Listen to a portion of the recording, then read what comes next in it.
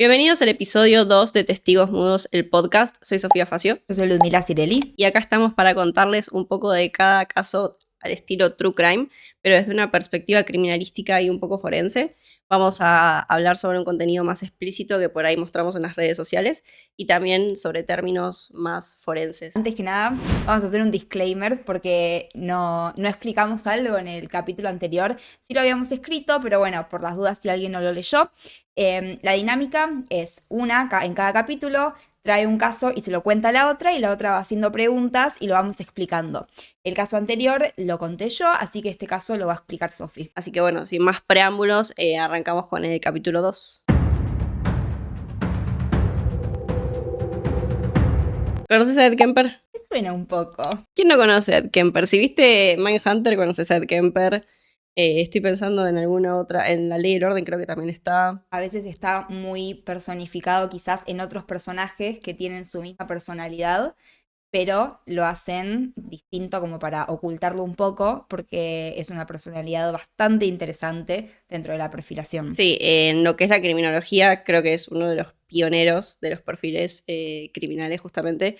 Pero bueno, Ed Kemper, mejor conocido como Edmund Kemper, pero a él no le gustaba que le dijeran Edmund. Él quería, porque eso se lo eligió su mamá. Acá hay un problema inicial que es la mamá. Él odiaba a su mamá lo odiaba a él. Pero bueno, él se la agarró con su propio nombre y dijo, no, a mí mi mamá me puso Edmund, pero yo me llamo Ed. Ed Kemper nació en California en 1948 y bueno, tenía una mamá y un papá que estaban presentes, pero ves esas situaciones en las que decís, tal vez no estaría bueno que hubieran estado presentes. Tal vez hubiera sido mejor si se habrían divorciado. Exactamente, es una familia que no funcionaba. Ella se llamaba Clarnell Elizabeth y él se llamaba Edmund Kemper II. No había mucha originalidad en la familia.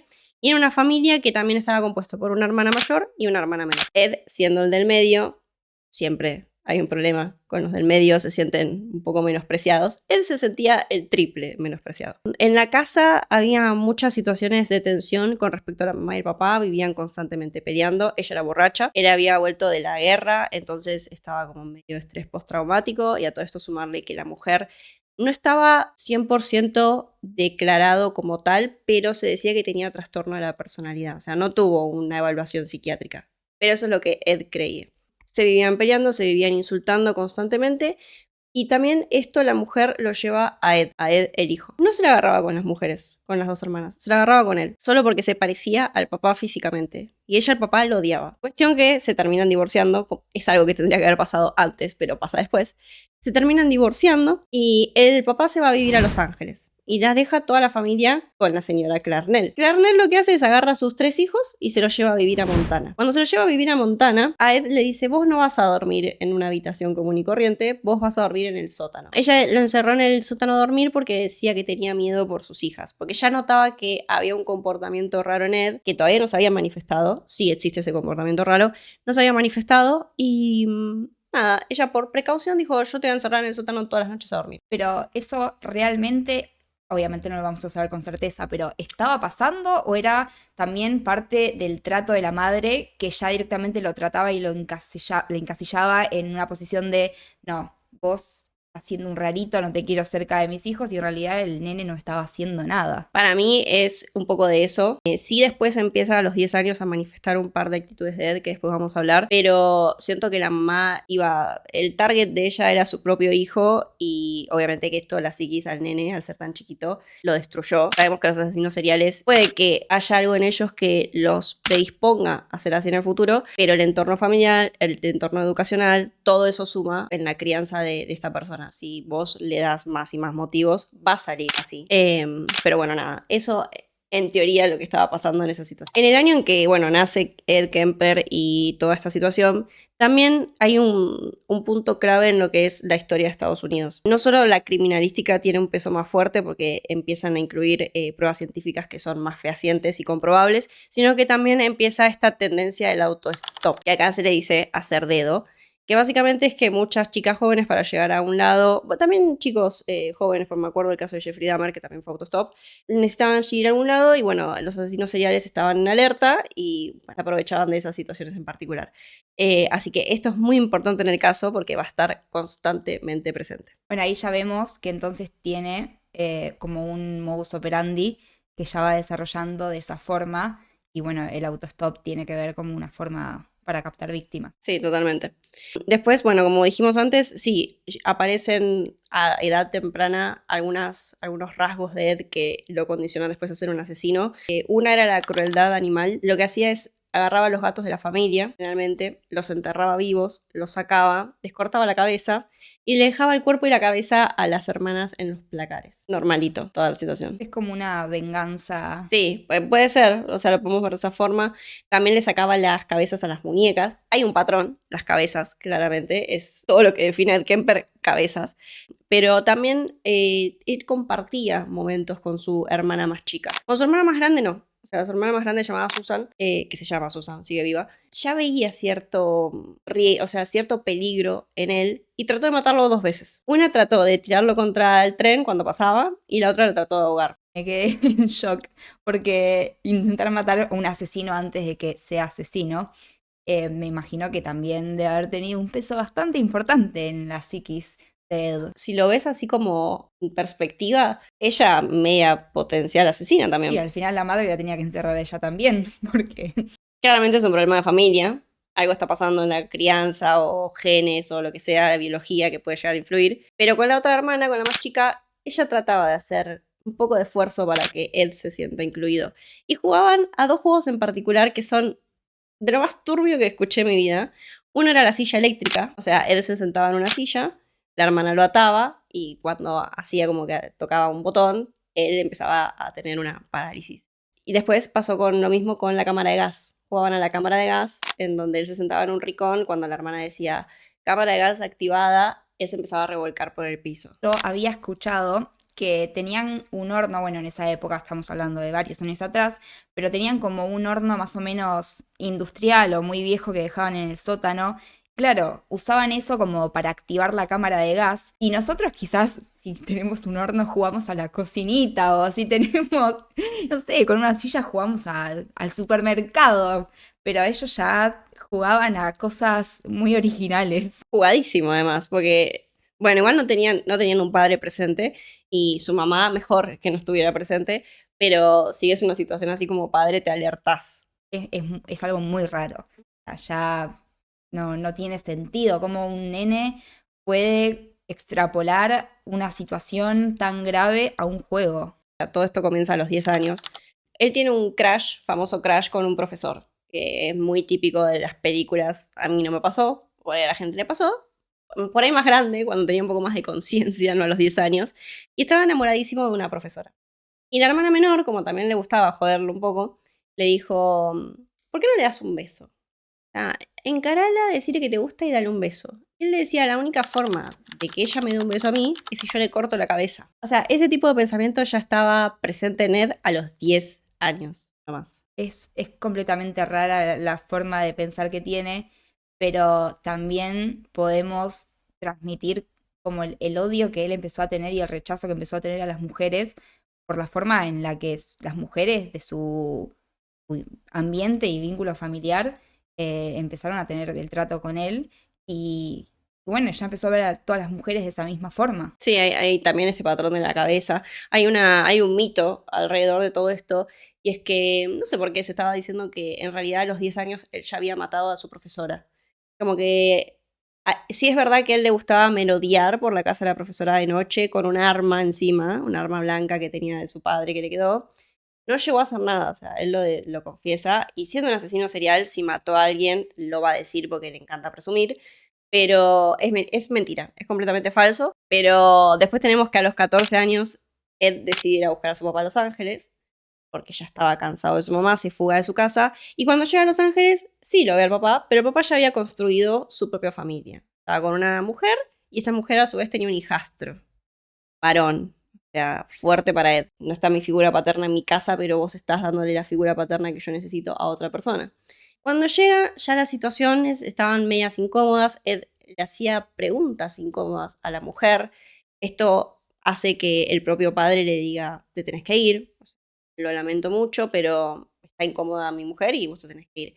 Y vuelve de vuelta a Montana con su mamá. Ese mismo año los Yankees festejan la Acción de Gracias, entonces le dijo, bueno, ¿sabes qué? Te voy a dar una segunda oportunidad, volvé a la casa y veamos cómo te llevas. Para que en esa misma vuelta, en un momento se quedó solo con la mujer en la casa y la empezó a correr por toda la casa mientras iba cerrando las persianas. Y no llegó a más, gracias a Dios no llegó a más, porque justo apareció el hijastro de ella. Y le dijo, lo agarró del cogote a Ed y le dijo, chau, vos te vas, no estás más en esta casa. Y ese es el último contacto que él tiene con su papá, que indirectamente no lo tuvo con el hijastro de la mujer, pero ya no lo iban a perdonar más. Y no lo quería ni el papá, y tampoco lo quería la mamá Montana. Entonces dijeron, che, tenemos una re buena idea, te vas a vivir con tus abuelos paternos. Ya viste, se lo empezaban a patear de un lado para el otro, todo porque él tenía problemas de conducta, que bueno, se los fueron infligiendo familiarmente hasta que realmente él lo absorbió y empezó a tener esa personalidad. Igual muy fuerte lo de la madrastra, ya medio que a él no le importaba nada, no, es más, su propia familia, por así decirlo, y completamente impune, tipo, él se quedó solo y empezó a jugar. Sí, esto podría haber sido un juego para él, claramente, que empezó como un juego y escaló a lo que escaló, que después vamos a hablar. En 1964 es cuando dicen, te vas a vivir con tus abuelos. Y él pensó que, bueno, vamos a darle una oportunidad, a ver qué pasa. Y la abuela tenía las mismas actitudes que la mamá de él, pero no es la abuela materna, es la abuela paterna. Pero él le encontraba siempre una relación, siempre todo estaba vinculado a su papá. Eso es súper importante. Básicamente se va a vivir con ellos, empieza a tener discusiones muy grandes con la abuela, le recuerda todo a la mamá. Y un día dice, me cansé. A él le habían regalado los abuelos una escopeta, que me parece, es típico en Estados Unidos regalar armas, pero me parece un montón, para que case animales. Pero él no tenía ganas de cazar animales y le pegó 3 tiros a la abuela, 2 en la espalda y 1 en la cabeza, desde el mosquitero del patio. Y la arrastró por toda la casa hasta llevarla a la habitación. Y ahí es cuando llega el abuelo. El abuelo ni siquiera lo deja entrar a la casa. Le pega un tiro desde el porch, como se dice en Estados Unidos. Él dice que justamente lo hizo para que su abuelo, porque a él sí lo quería el abuelo, no la viera su mujer muerta. Entra en un estado de pánico absoluto, porque obviamente tenés 14 años, mataste a tus abuelos. Llamó a la mamá. No me preguntes por qué. Llamó a la mamá. Instinto, a ver, cuando un hijo está en problemas, lo único que quizás piensan hacer es llamar a su madre, bueno, su padre también puede ser, pero lo más instintivo es a la figura materna, pero la figura materna en este caso no creo que lo ayude muchísimo. Yo creo que influyó bastante que no haya sido la mamá de ella, porque lo que le dice su mamá es llamar a la policía en este mismo momento, entregate y nada, con un poco de suerte vas a salir inimputable. Y es lo que él le hace caso, la única vez que le hizo caso a la mamá. Llamó a la policía, llegó la policía, le preguntaron por qué lo hizo y él se justifica diciendo que quería saber cómo era matar a su abuela y que el abuelo no quería verlo sufrir, le quería ahorrar el dolor y le pegó un tiro también. Y fue nada más que eso. Entonces le dicen, bueno, vamos a hacerte el famoso examen psiquiátrico para ver si sos imputable o no. Sale que tenía esquizofrenia paranoide psicótica, todo ese diagnóstico. Que para Ed no era eso. O sea, no, él no sentía que tenía un tipo de esquizofrenia. La esquizofrenia paranoide básicamente igual se considera la que le da delirios a las personas, como escucha voces, ve cosas que no están, y él no tenía nada de todo eso. Entonces lo encierran en la prisión de Atascadero, que en realidad no es una prisión, es un hospital para gente joven.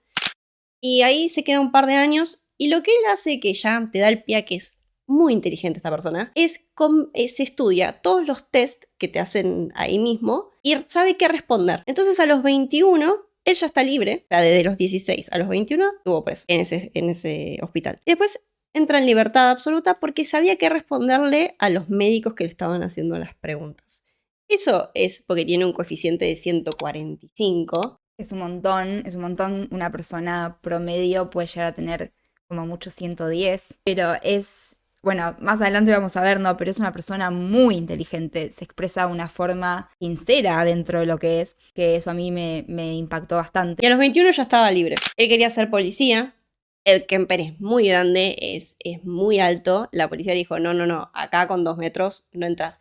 No es que no entras porque mataste a tu familia, aparte de tu familia, sino que no entras porque sos muy alto y no nos sirve tener un policía alto, pues tenés que pasar desapercibido en algunas situaciones. A los antecedentes... No hay. No hay antecedentes. No, su mamá insistió mucho en que él entre a la policía porque tal vez ahí le podían borrar los antecedentes, pero no lo quisieron. Encontró trabajo, bien, encontró trabajo, pero era como una patrulla de autopistas. En Estados Unidos en esa época estaban haciendo autopistas y todo nuevo, entonces necesitaban a alguien que haga el patrullaje. Y esto fue lo peor que le pudieron haber hecho a Ed Kemper, porque también en simultáneo él tiene un accidente de moto. En ese accidente de moto le dan cierta cantidad de dólares y él aprovecha y se compra un Ford Galaxy. Lo que él empieza a hacer es, como su mamá en ese momento trabajaba en la Universidad de South Carolina, empieza a visitarla más seguido en el campus a la mamá. Y eso lo usa de excusa para empezar a cranear todo su plan macabro. Lo que hace es, primero recoge a 150 autostopistas mujeres, pero no les hace nada. Era solamente para ver cómo reaccionaban ellas ante la figura de él, para ver si tenía cierto control en las situaciones, etc. Pero no les hace nada, o sea, esas 150 mujeres estuvieron a salvo, gracias a Dios. Pero todo esto dio pie a que empiece realmente la masacre que hizo Ed Kemper. A fines de 1971 es cuando empieza a pasar todo esto. En paralelo, Ed se había mudado de lo de su mamá a lo de un amigo. En ese mismo lugar las conductas post-crimen de él pasan de los primeros 2 asesinatos, pero después no tiene plata y vuelve a lo de la mamá, lo cual es peor para toda su conducta. Pero acá es algo muy importante destacar y diferenciar el modus operandi de la FIP, porque esto define todo el caso de Ed Kemper, básicamente. El modus operandi, la estructura que él tiene para captar a la víctima, después para someterla y después el plan de escape. Es como actúa, o sea, lo que hace antes, durante y después. Y la firma es algo más propio de un asesino. Él hace de manera innecesaria porque no forma parte de su plan de captar, secuestrar, matar y todo, y tampoco forma parte de su plan de huida después, pero él quiere ponerlo para darle un poco de satisfacción a su propia persona. Es muy macabro decirlo, pero es el toque que le pone y que muchos asesinos, delincuentes lo tienen, pero no es algo excluyente. Claro, no es algo que es necesario para efectuar todo lo que va a hacer Ed Kemper después. No tiene nada, pero es algo que a él le da satisfacción hacerlo y es el motivo por el cual hace todo lo que hace. ¿Qué es lo que va a hacer Ed con todas estas personas que va a matar a continuación? Va a seleccionar a las que más le atraigan, por así decirlo, y no solo que le atraigan, sino que se pone también en la piel de su mamá, de cuáles son aquellas de clase media alta que lo rechazarían a él, porque obviamente su mamá dijo que él nunca iba a tener una pareja, porque la única forma de que él tuviera una pareja es que ellas estuvieran muertas. Entonces va a seleccionar a las que creen que su mamá diría un comentario como ese. Su mamá siempre diciendo comentarios que nadie le preguntó, por suerte, pero bueno. Lo que él va a hacer es, en el entorno universitario donde está la mamá, va a aprovechar todos y cada uno de los recursos, las autopistas, los horarios de cursada, todo lo que se te pueda ocurrir. ¿Qué más? Tenemos el auto. La verdad es que te dije que se compró un Ford Galaxy. Ese Ford Galaxy va a ser la escena primaria. Móvil encima porque es un auto, se mueve. La presencia de menos testigos y un ambiente más controlado que solamente Ed puede manipularlo a su favor. Y acá es cuando en mayo de 1972 tenemos a las primeras 2 víctimas, que son María N. Peace y Anita Luchesa, que básicamente eran 2 chicas que estaban haciendo autostop, que necesitaban llegar a Fresno State College. Él las sube, les habla todo el camino de cosas muy rutinarias, cómo te fue, cómo estás, qué estás estudiando, y en un momento se desvía de la ruta que tenía que seguir. Esto es un recorrido de más de 1 hora, no es un autostop de, no sé, Palermo Recoleta, es grande. Además, no nos olvidemos, porque capaz nosotros lo damos por sentado, pero no nos olvidemos que en ese momento no había cámaras, no había testigos más que lo que quizás pasen por la ruta y puedan dar un testimonio de, no, yo vi a una chica con tal descripción, pero nada, la chica se subía al auto y chao, y si alguien la veía o no la veía, no hacía mucha diferencia porque después era imposible. No, yo creo que se empezó a tomar más consideración después de Ted Bundy, pero como Ed Kemper y Ted Bundy son medios contemporáneos, no iban a darse cuenta de lo que estaba haciendo Ed Kemper. Pero básicamente lo que hizo fue, la llevó a una zona boscosa a las 2, a Marian Peace, que es la que estaba adelante en el asiento de copiloto, le pone una esposa, o sea, la esposa directamente, y a la otra chica la agarra y la mete en el baúl. Entonces, mientras mataba a Marian Peace, la chica estaba atrás gritando, y después cuando termina de matarla, la saca del baúl y hace exactamente lo mismo. Después mete los 2 cuerpos adentro y se los lleva. Se los lleva a la casa donde vivía con el amigo, ¿te acuerdas? Que se había mudado, después volvió. Una vez que están ahí, tiene conductas post-mortem horribles que obviamente las voy a tener que decir y me da asco realmente decirlas. Pero él le sacaba fotografías a los cuerpos y después los desmembraba. donde la cabeza, ¿te acordás que jugaba con las muñecas, los gatos, todo? Le sacaba las cabezas y tenía relaciones, o sea, sexo oral, con cada una de esas cabezas que él daba de sus víctimas. Y los cuerpos también, a veces tenía relación, a veces no. Los fotografiaba, obviamente, como todo asesino serial. Sí, además es como un souvenir también, pero que es bastante, no es algo que vemos muy común, está bien, bueno, nada, esto es normal ni común, pero es bastante peculiar. Bien, hay muchos asesinos, delincuentes que usan el descuartizamiento, es bastante clave en su caso el tema de la necrofilia, sobre todo con las cabezas, porque bueno, necrofilia lamentablemente puede ser un poco más común, pero con las cabezas eso es... Nadie se animó tanto, exactamente. Y bueno, nada, después embolsó cada uno de los restos, los abandonó por separado, obviamente. En agosto de 1972 sí se encuentra el cráneo de Marianne Peace, que es la primera que mató, la que estaba esposada en el auto. Básicamente, este era el modus operandi de él. Todas las víctimas va a ser exactamente lo mismo. Obviamente vamos a aclarar algunas que le agregó, porque él obviamente fue mejorando su método, es algo que hacen los asesinos seriales, pero para estas dos empezó de esta forma. En septiembre de 1972, ella estaba viviendo de vuelta con su mamá. Las peleas ya eran constantes de vuelta. Agarra a Aikoko, que tan solo tenía 15 años, y ella tenía que llegar al estudio de danza. Hace autostop, la levanta Ed, la lleva a una zona de vuelta de acampado absoluto, y tiene la misma conducta que tuvo con sus dos víctimas anteriores, y la misma conducta post-mortem. O sea, también le saca su cabeza, tiene relaciones con la cabeza, y después va desmembrando el cuerpo y lo va tirando en distintos lugares. Pero algo importante en este caso en particular es que él pierde la situación en un momento. Viste que la escena primaria es el auto. Bueno, él se olvida, cuando quiere ir a rodear a Aikoko para matarla, se olvida las llaves del auto adentro del auto. Y ya esto era un desastre para él. Pero no sé por qué Aikoko se las devolvió. No sé si es que todavía no había mostrado como una actitud rara, sino como estoy rodeando el auto para... Igual estabas en un descampado, ¿no? Como que es raro, ¿no? La No situación. es... Ella pensó, no es raro que me haya parado acá el auto en un descampado y que esté viniendo para mi lado a abrirme la puerta. No es muy raro. Se las devolvió a las llaves. Entonces todo de repente se recuperó y la mató, pero a partir de ahí fue como, che, esto no tiene que pasar nunca más. Entonces lo que él hizo fue que bloqueó la puerta del conductor para que no se abra de adentro. Después tenía más sogas, tenía más bolsas, tenía más de todo en el baúl por si llegaba a pasar algo. Tenía un juego de llaves doble por las dudas si llegaba a suceder lo mismo que antes. Y bueno, nada, básicamente hizo lo mismo con Aikoko, que había hecho con las otras dos chicas. Pero esta vez en la casa de su mamá. En enero de 1973, o sea, ya de septiembre a enero, hay un bache. Esto es común en los asesinos seriales, porque para que sean asesinos seriales tiene que haber una etapa de enfriamiento, que básicamente no comete ningún tipo de delito, pero él al vivir con su mamá todo el tiempo, pelear, todo, es como que la motivación seguía creciendo más. Bueno, en enero se carga otra víctima, Cynthia Cindy Shall, y la llevó a un entorno secundario. Esta vez la escena no fue en el auto. La llevó hasta la casa donde vivía con la mamá. La convenció y la llevó hasta ahí. Medio como que fue escalando y tenía otro nivel de seguridad y de confianza en sí mismo porque es un movimiento bastante atrevido. Sí, incluso cambia su arma, se compra un arma de calibre 22 para matarla.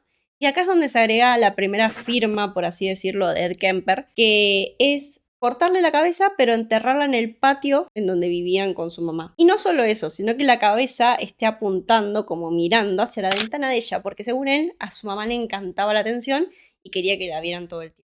Eso es una firma, eso no es un modus operandi, es algo que él agregó un toque para seguir jugando con el tema de la mamá. Es algo completamente loco y bastante, no quiero decir inteligente, pero es muy curioso. Muy bien pensado. Es ocurrente en su estilo y en cómo él de alguna forma está buscando una satisfacción en los asesinatos y vengándose de alguna forma, por así decirlo, con la madre. O ya hay un patrón un poco más cercano en cuanto a tiempos. Esto pasó en enero, en febrero ya estaba matando de vuelta a dos personas. Una era Rosalind Thorpe y la otra era Alice Allison Liu, que eran estudiantes de la universidad donde trabajaba la mamá. Esto es importante porque las otras no eran estudiantes de ahí. Una tenía 15 años y las otras estaban yendo de Fresno a Berkeley. Entonces lo que él hace es las levanta de noche, también cambia el horario porque por ahí a la tarde era muy jugado, te podían llegar a ver. Y también empieza a pensar rutas alternativas, por si lo llegaba a agarrar la policía o lo que sea. Agarra a estas dos chicas en un horario nocturno, la saca por como no sé cómo explicarlo, pero es como una garita de seguridad. Literalmente la sacó por ahí, que no es muy normal. Si sos normal, salís por la entrada. Es el mismo formato de siempre. Las mata, les saca la cabeza. Esta vez les saca la cabeza en el auto. O sea, estaban las dos en el baúl y les corta la cabeza en el auto. Los agarra todo, se los lleva a la pieza, tiene relaciones, la fotografía y después la termina desmembrando. Y acá también se suma algo importante que podría llegar a decir que es inteligente de Ed. No es lo más inteligente del mundo porque hay muchas formas de llegar a eso. Es que él empieza, viste que te dije que compró un arma. Con ese arma mató a estas 3 últimas personas y les empezó a retirar los proyectiles del cráneo. Todo para entorpecer la balística después. Que en sí, por ahí a las chicas sí las estaban buscando, pero no es que estaban atrás de él como para que por el proyectil después se encuentra en la vaina. Él agarraba todo, lo metía todo junto y lo tiraba. Y eso sí entorpece la balística, pero hay 1.000 millones de formas más de saber que fuiste vos. Además, no lo tenían en la mira, como dijiste vos. No es que lo estaban buscando, es más, quizás a las chicas ni siquiera sabemos si habían denunciado las desapariciones. Era otra época completamente, no teníamos tan aceitado el tema de distintas pruebas forenses y distintos tipos de peritaje, pero es bastante curioso como quizás su cabeza se adelantaba a situaciones bastante complejas y se autocomplicaba él mismo. Él después lo deja muy en claro en entrevistas. Ese coeficiente lo usa realmente hoy en día lo usa para hacer el bien. Ya hizo el mal, ya está condenado. Pero igualmente él le encuentra la vuelta para justificarse. Y lo hace de una manera convincente. A los ojos, vos pensás que cuando estaba en Atascadero, en el hospital juvenil, él logró convencer a la gente de que estaba cuerdo y lo liberaron. Es una persona que está bien, tiene esquizofrenia, se puede medicar todo, pero es una época que probablemente no. Y logró convencer a todos para escapar de ahí. Que fue, para mí nunca lo tendrían que haber dejado salir, tal vez nos ahorrábamos todo esto. Pero ya en abril de este mismo año, del 73, Ed estaba harto de la mamá. Ya esta instancia era, no lo puedo ocultar más, quiero terminar el ciclo con mi mamá. Y en paralelo, estaba conociendo a una chica, que no sabemos la identidad, ella prefería mantenerse en anonimato, sí se sabe que es menor de edad, en su momento era menor de edad, pero ya estaban hablando de comprometerse. Y había como cierta empatía en Ed de no da que siga matando gente si quiero estar con esta persona. Él sentía que el ciclo lo tenía que terminar sí o sí con la mamá, porque la mamá fue la que empezó con todo esto.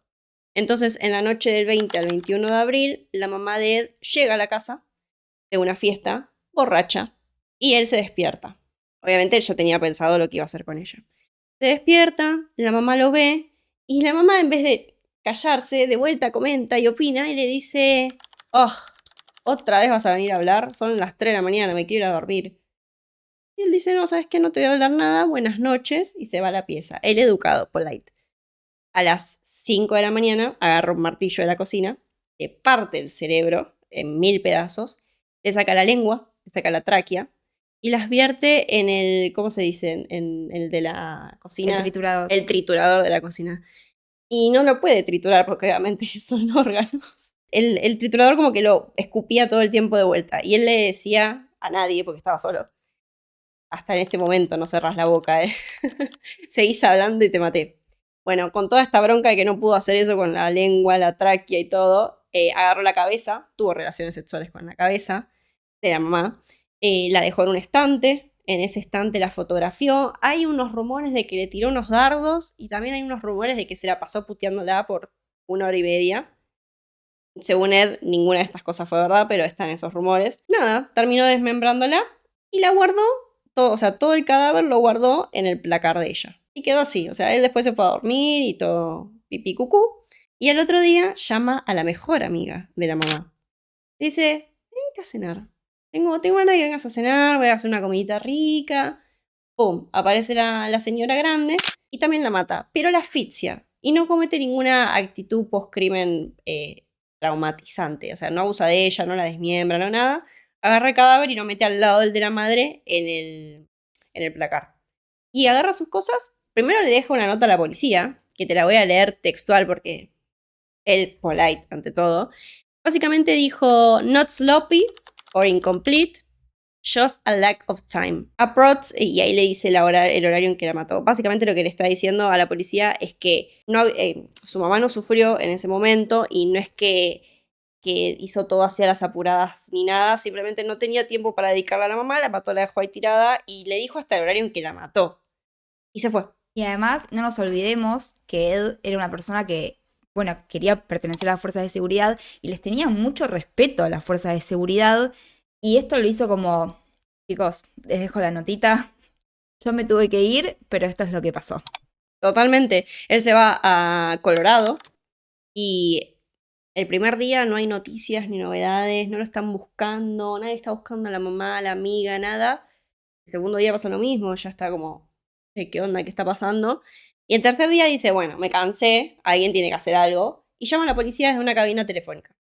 La policía primero se le ríe demasiado porque lo conocían, tenían una confianza con él, hablaban con él de cosas policiales.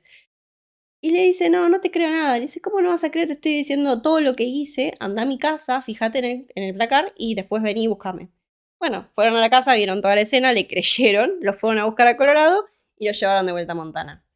Y ahí es cuando pasa ya todo la historia de Ed Kemper en sí, que es, él confiesa los 8 asesinatos, él confiesa que fue por la mamá, renuncia a sus derechos de abogado, le piden que firme la conversación tranquilos, que no pasaba nada. A Ed no le dan una pena de muerte porque en California en ese año estaba como anulada, no lo tenían en cuenta. Él quería la pena de muerte, pero él sentía que la policía había hecho un bien al encerrarlo porque si él seguía suelto iba a seguir matando gente. También no nos olvidemos que él siempre quería cooperar y en ningún momento quiso esconder lo que hizo. Bueno, tampoco mostró arrepentimiento porque no lo tenía, genuinamente, no lo tienen nunca, pero esta vez en este individuo se muestra y si vemos las entrevistas, que son muy interesantes si las quieren ver, él habla de una forma bastante sincera, explica todo como lo hizo y algo que a mí me llamó la atención es que no lo dice como quizás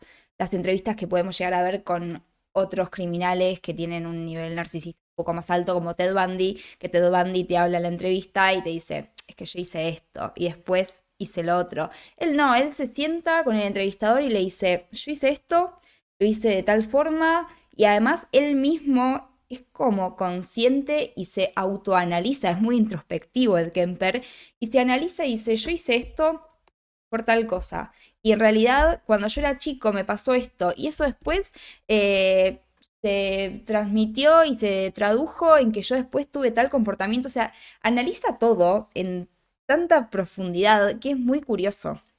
Es muy consciente. En ese sentido se parece mucho a Jeffrey Dahmer.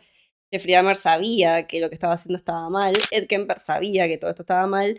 Pero igualmente sentía una empatía o... Está bien, siempre les culpan a la familia. Sí, ellos encuentran el sentido, le encuentran la lógica y vos los escuchás y decís, tremendo. Realmente la mamá lo perturbó lo suficiente. Pero también la culpa la tiene un poco él, porque fue él el que la mamá no le puso un arma en la cabeza y le dijo, anda y mata a 8 personas. Fue decisión de él y eso hay que tenerlo en cuenta cuando se romantiza a los asesinos seriales. Porque, bueno, pasa bastante seguido que tienen grupos de fanáticos después, admiradores y capaz copycat, que son, viste, copiadores de crímenes, que quieren parecerse a ellos. Hay todo como después un trasfondo ahí y no hay que confundirse. Después de que pasa todo lo que pasó de que es condenado a 8 cadenas perpetuas, la defensa de él le dice, ¿y si declaramos que en realidad sos inimputable? Lo básico para la inimputabilidad es diferenciar el bien del mal. Si vos no diferencias esas cosas, sos inimputable. Ed Kemper diferenciaba el bien del mal, mismo él en las entrevistas te lo está diciendo. Pero le dijeron, no, vos fingí demencia absoluta dentro de la cárcel y vemos si zafamos de alguna forma. Mentira, se trató de matar 3 veces adentro de la cárcel para defender la teoría de la defensa. El jurado no le creyó, el juez no le creyó y terminó preso. Hasta el día de hoy sigue preso. Y hay algo muy importante en Ed Kemper que justamente es lo que incentiva la serie de Mindhunter. Básicamente tiene a 2 investigadores del FBI que se encargan de crear los perfiles criminales. O sea, esto para ponerlo en palabras simples es una listita de cosas que podrían llegar a despertar en asesinos seriales que te permiten a vos identificar a otros asesinos seriales. Y sirve mucho la perspectiva de un asesino serial para armar todo esto. Y fue lo que Ed Kemper hizo. Él siempre se mostró cooperativo, como decías vos, y desde el momento uno que agarró al FBI y le dijo, miren, a mí me pasó esto, ahí se crea todo lo que es la triada, que básicamente podía ser... En realidad la triada ya existía y Ed vino a derrumbar el mito de la triada porque él tenía la conducta de crueldad contra los animales, pero los otros 2 principios de la triada, que es hacerse pis, gran parte de tu infancia, de tu adolescencia, y también quemar cosas, no las tenía Ed Kemper. Entonces él vino a derrumbar esa teoría.